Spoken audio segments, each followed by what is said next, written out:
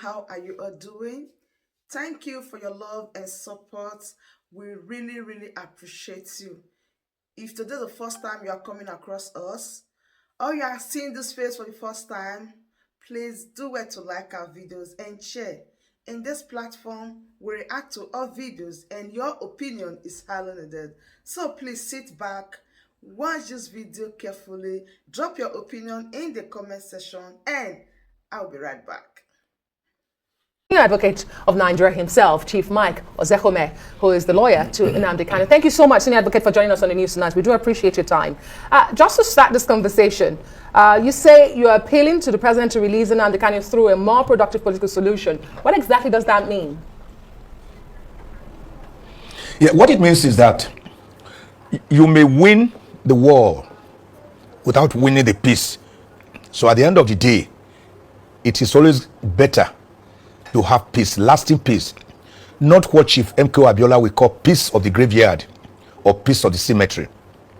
So I wrote to the president a 38-page letter with an executive summary of 3 pages, pleading with Mr. President to please release Nnamdi Kanu immediately and unconditionally, because Nnamdi Kanu's trial, as far as the facts have shown, and as far as I'm concerned as his lawyer, is nothing but a political trial. Nnamdi Kanu is only a metaphor for the Igbo struggle for self-determination.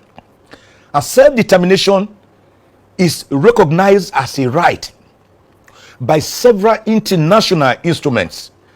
The United Nations Charter, Section 1, United Nations Charter of 1945, Section 1 of the International Covenant on Political and Social Rights of the People, Section 1 of the International Covenant on Economic, Social and Cultural Rights of the People, Section 20 of the African Charter on Human and People's Rights. All of them recognize self-determination to determine your destiny, how you want to live, as a necessary concomitant of human beings as Homo sapiens. So that was how Nnamdi Kanu in 2012 founded IPOB, a non-violent organization. We all saw them marching on the streets of Umuahia, Aba, Onitsha, Enugu, and elsewhere, blowing whistle, marching, singing, wearing beret. They were not violent until the 14th of September 2017, when through Operation Python, the Nigerian army invaded the ancestral home of Nnamdi Kanu with his father in residence, Ozekhome, using Operation Python. In that operation, about 28 unarmed and innocent Nigerians were brutally mowed down. Nnamdi Kanu escaped through his teeth with the whiskers and landed first in Rome and then Israel, where he deposed to an affidavit to show the circumstances under which he had run away from Nigeria, that he did not jump bail which had been granted to him. Whilst on that bail in United Kingdom, as a citizen of UK, Nnamdi Kanu visited Kenya. And on the 26th of June 2021, Nnamdi Kanu was forcibly abducted, like was done to Maru Diko on the 9th of July 1984. He was kidnapped, forcibly abducted, blindfolded, tortured, and brutally, horrifically renditioned back to Nigeria, without Nigeria undergoing the due process of extradition law and going by the doctrine of specialty, which says you can only be brought back to face the trials on which you have been rendered, not existing counts, right, and not the existing counts on which you were being tried. So when Nnamdi Kanu was brought back, they had to again amend the 15-count charge, the 8-count charge that were against him before he was brutally brought back to Nigeria, to 50 counts. I went to court, argued against the counts as being not valid.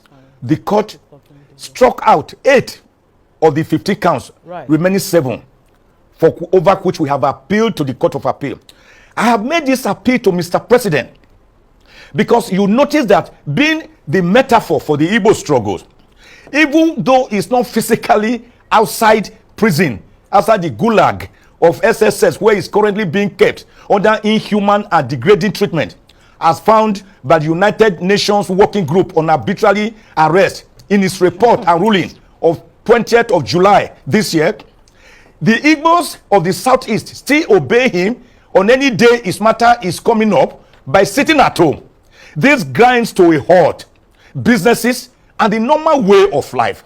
What I have done is to appeal to Mr. President to, to use extrajudicial means, not by force, but by calling upon the Attorney General to use Section 174 of the Constitution of the Federal Republic of Nigeria, 1999, as altered, as amended, to enter a nolle prosequi for Nnamdi Kanu. What does it mean? If I may comment, discontinue the present counts charge going against him. And one of those counts, Mr. Michael Ozekhome, is treasonable felony. Can you really have a political solution to treason charges? I mean, are there any precedences for that in Nigeria, for example? And what really would be the implications if Nnamdi Kanu is not released, especially when you say UN group had asked the government to release Nnamdi Kanu? Yeah, the consequences for a country is to turn a country into a pariah nation. If United Nations Organization, the Charter of 1945, to which you are a signatory, you are a charter, you are a citizen of the world, by being recognized by the United Nations, and it has given a ruling, and you ignore it, there are usually consequences. Such a country is turned into a pariah nation. When you talk about treason, Section 15 of the Extradition Act says you can only rendition a person back, not for counts that were already going on, but for the matter you think he has done wrong there. So the United Nations Working Group indicted the Nigerian government and the Kenyan government for brutally bringing Nnamdi Kanu back to Nigeria and keeping him under horrendous treatment. Treason? There are no counts really bordering on treason. The nearer they have is what they call treasonable felony. But we have shown the counts for what they are: empty, hollow, vain, vacuous. Counts that have no substance, full of sound and fury, signifying nothing. That was why we were able to strike out to get 8 counts struck out, remaining 7, which we have told the Court of Appeal to also strike out.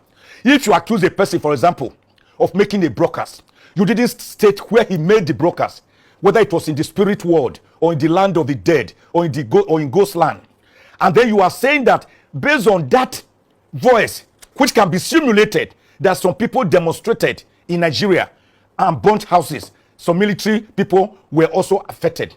I hope the government will be able to call about 1 million Nigerians out of Nigeria's 280 million people to come and testify to show what effect they said a broadcast from an unknown destination, contrary to the Federal High Court Act and contrary to decisions by the Supreme Court, that you must state the venue of an offense and the time. They did not state. Would they be able to have up to 1 million Nigerians to come and state, okay, you made this broadcast? That is why some people broke ribs.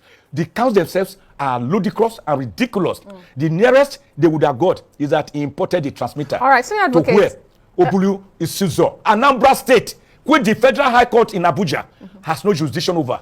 So I am telling President Buhari that as the president of Nigeria, he can look at the larger picture, not at the smaller picture. He must see the cup as half full, not as half empty. All right. He must see Nnamdi If I may come in here, from the binoculars that is being persecuted. Okay. His political persecution, as found out by the United Nations Working Group on arbitrary detention. Okay, senior advocate, I mean, you've written this to the president. I wonder if there's been any response. And I also like to ask you, because the president has been asked this question only recently in an interview, and he said he would not interfere with the judiciary. Kanu's case is in the court. Let the judiciary take its course. Let the case take its course in court. But I also want to ask you, as a senior advocate of Nigeria, is it that you do not have faith in the system, in the judiciary, for this case to run its course? To start with, the case itself is political. When I see political cases, I know them. I've practiced law for 41 years. When the president says he will not interfere with the judiciary, no one is saying he should interfere with the judiciary. I do not expect Mr. President to go before the judge and say, hello, I want you to withdraw this case. I've struck it out. It doesn't go that way. No, will I ever advocate for that? What I do say is that the president is the appointer of Abubakar Malami, the attorney, a senior advocate of Nigeria, the attorney general of the federation. Have you not seen in the last 7 years many political cases, many cases involving federal government appointees that were discontinued with a nolle prosequi. That is not interference with the judiciary. It is a right, a constitutional right given to the Attorney General of the Federation under Section 175 of the Constitution, that you can undertake, you can continue, you can discontinue, you can withdraw any charge that is already going on, whether initially filed by you or by any other person or authority. But the Attorney General cannot do this by himself, because it's an appointee of Mr. President, because the tail cannot wag the dog, because the messenger cannot become greater than the person who sent him a message. That is why I'm saying the president, as commander-in-chief of the armed forces of Nigeria, and as the president, using his executive powers under Section 5 of the Constitution, does have the power to instruct the Attorney General to say, look, it is more politically, socially, culturally, economically productive to have Nnamdi Kanu released immediately and unconditionally from detention, so that there will be peace again in the restless southeast part of Nigeria. Is southeast not a part of Nigeria? Have you not seen that each day Nnamdi Kanu is going to court, or when they believe that he's going to court, that the entire place is locked down, and that has been going on for over 3, 4, 5 years? Is Mr. President, can he not see southeast as part and parcel of Nigeria, and discover that the best solution to this is political solution?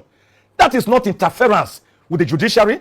It is by simply instructing the Attorney General of the Federation, who will do what the law says he can do under Section 174 of the Constitution. I assure you, my dear sister, that is not interference with the judicial function. Rather, it is in compliance with our judicial tenets. Yeah, but there are others who would say that this might just set the wrong precedents and wrong signals to those who may want to take up arms against the country in the name of ethnic or regional agitations. And I'd also like you to address, in the event that President Muhammadu Buhari does not listen to your plea, apart from the indictment by the UN Council, what else can the UN Council do to intervene in this matter?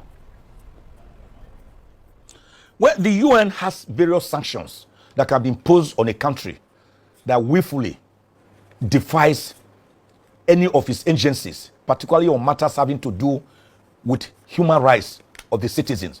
The UN, in this case, through its agency, has found that Nnamdi Kanu was brutally tortured, that even we, his lawyers, are not given access to him, and that we are even being dehumanized.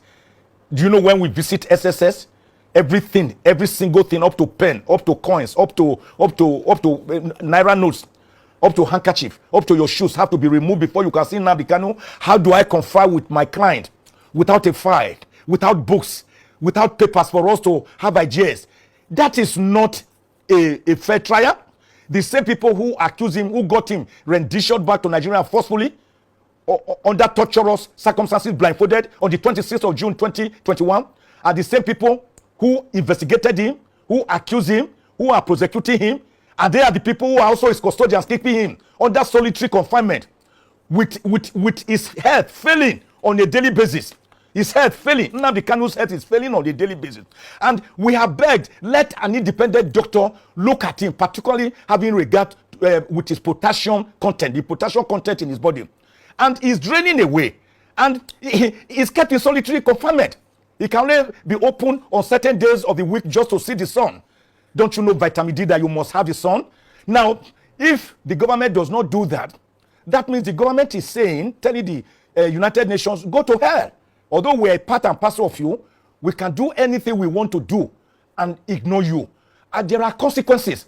Many of them, legal, constitutional, international, conventional, and including a country being turned into a pariah in a way that when you speak, they will say, oh, don't mind them.